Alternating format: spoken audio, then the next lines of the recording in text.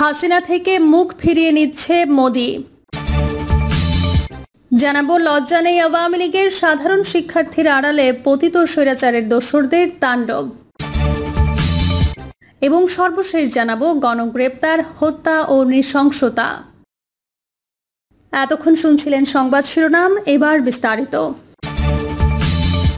হাসিনা থেকে মুখ ফিরিয়ে নিচ্ছে মোদি। ভয়াবহ বিপদের মুখে কি পড়তে যাচ্ছে নির্বাসিত নিজ দেশে ছাত্র জনতা হত্যার দায়ে অভিযুক্ত বাংলাদেশের ক্ষমতাচ্যুত সাবেক প্রধানমন্ত্রী শেখ হাসিনা।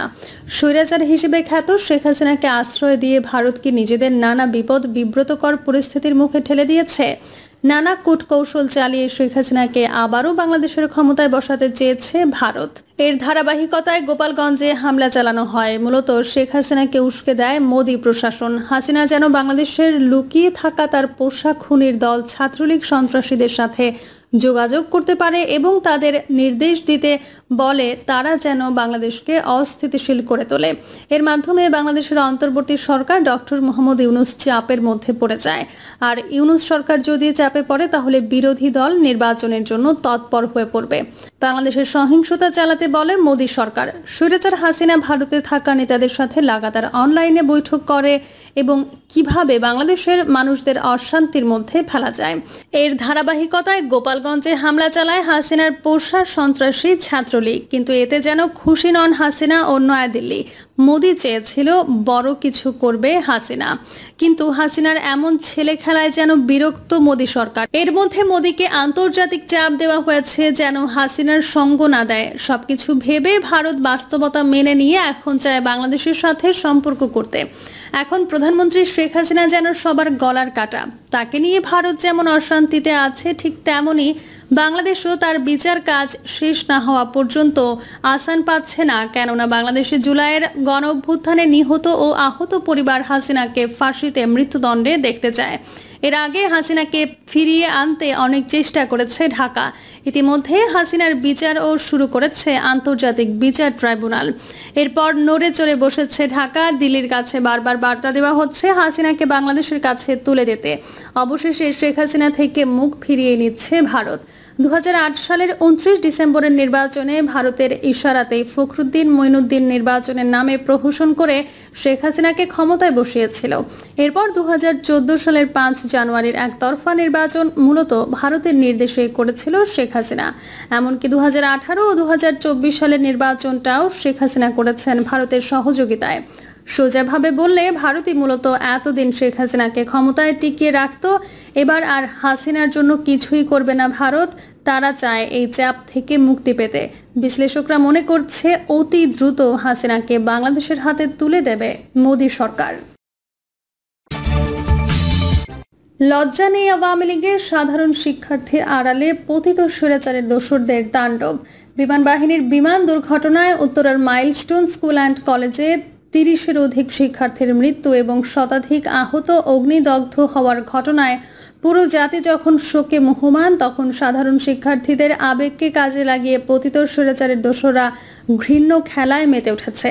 গত মঙ্গলবার মাইলস্টোন কলেজের দুর্ঘটনাস্থল পরিদর্শনে গেলে শিক্ষা সচিব সিআর আবরার, আইন উপদেষ্টা আসিফ নজরুল এবং প্রধান উপদেষ্টার প্রেস সচিব শফিকুল আলমকে দিনভর অবরুদ্ধ করে রাখে শিক্ষার্থীরা।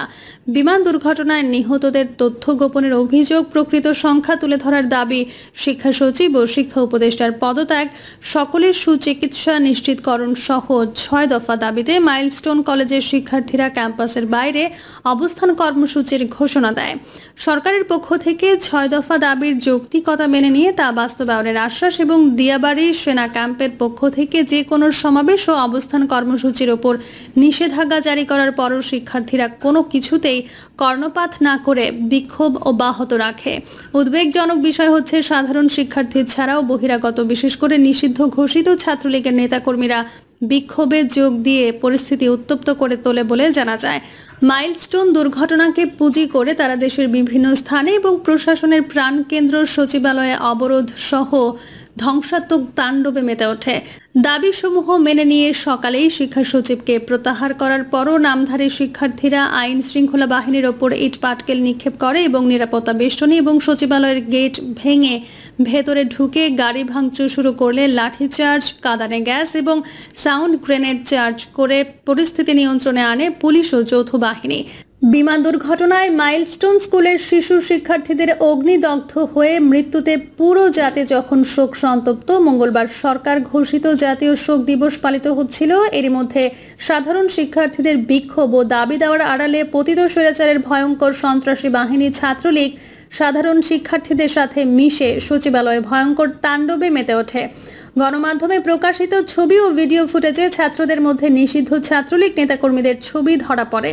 মাইলস্টোন কলেজে নিহতদের লাশ গুম করার গুজব সামাজিক যোগাযোগ মাধ্যমে ছড়িয়ে পরিকল্পিতভাবে সাধারণ শিক্ষার্থী এবং অভিভাবকদের সংক্ষুব্ধ করে ছাত্রলীগ নেতাকর্মীরা নেপথ্যে নেতৃত্ব দিয়ে সচিবালয়, মাইলস্টোন কলেজ ক্যাম্পাস সহ বিভিন্ন স্থানে সরকার বিরোধী বিক্ষোভ গড়ে তোলে। জুলাই অভ্যুত্থান পরবর্তী অস্থিতিশীল সময়ে ছাত্রলীগ সহ পতিত সরকারের দোসররা দেশকে অস্থিতিশীল করে ফায়দা লোটার নানাবিধ অপচেষ্টা চালিয়েছে। গত বছর সেপ্টেম্বরে আনসারদের সংগঠিত করে সচিবালয় দখলেরও চেষ্টা করেছে। তখন আইন শৃঙ্খলা বাহিনীতে অচলাবস্থা থাকলেও ছাত্র জনতার ঐক্যবদ্ধ প্রতিরোধে তাদের প্রতিটি অপতৎপরতা ব্যর্থ হয়েছে।